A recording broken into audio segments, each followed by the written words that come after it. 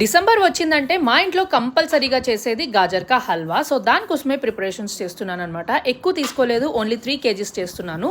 So ఇప్పుడే చాలా late అయిపోయింది, ఎందుకంటే ఆల్మోస్ట్ స్టార్ట్ అయిపోయింది, కానీ ఎప్పుడు చూసినా అవుట్ ఆఫ్ స్టాకే ఉంటుంది ఆన్లైన్లో. సో ఈరోజు లక్కీలీ పొద్దున చూస్తే దొరికింది. సో మంచిగా దాన్ని క్లీన్ చేసుకొని గాజర్ని మంచిగా ఇట్లా గ్రేట్ చేసేసుకొని ఫస్ట్ కడాయిలో అది వేసేయాలన్నమాట. వేసేసి మొత్తం ఇట్లా దాంట్లో ఉన్న వాటర్ అంతా వెళ్ళిపోయేంత వరకు మనం మంచిగా దాన్ని ఫ్రై చేసుకోవాలి.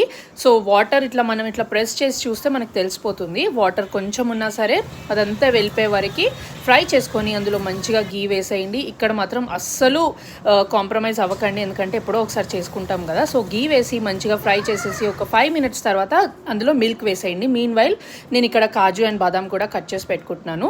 సో మనం పాలు పోసాం కదా, మంచిగా అది ఉడికిపోతుంది అనమాట. ఉడికిపోయి ఇట్లా దగ్గరికి అయిపోతుంది. సో ఇప్పుడైతే నేను మంచిగా కాజు అండ్ బాదాం కూడా ఫ్రై చేసేసుకున్నాను. అండ్ ఇక్కడ బ్రౌన్ షుగర్ యూస్ చేస్తున్నాను అనమాట.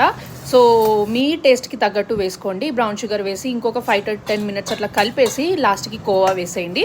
కోవా వేసి మంచిగా కలిపేసుకోండి. సో మంచిగా కలిపేసుకొని డ్రై ఫ్రూట్స్ అన్నీ వేసేసి ఒక 10 to 15 minutes అలాగే పెద్ద ఫ్లేమ్లో వదిలేసేయండి అనమాట. మనకు తెలిసిపోతుంది ఇట్లా బయటికి ఇట్లా గీ తెలవాలన్నమాట, వదులుతుంది గీ. సో రెడీ అయిపోయినట్టే. మా హస్బెండ్కి మాత్రం చాలా ఫేవరెట్. సో మీరే చూసేయండి ఆయన ఎక్స్ప్రెషన్. వీడియో నచ్చితే లైక్ చేసేయండి.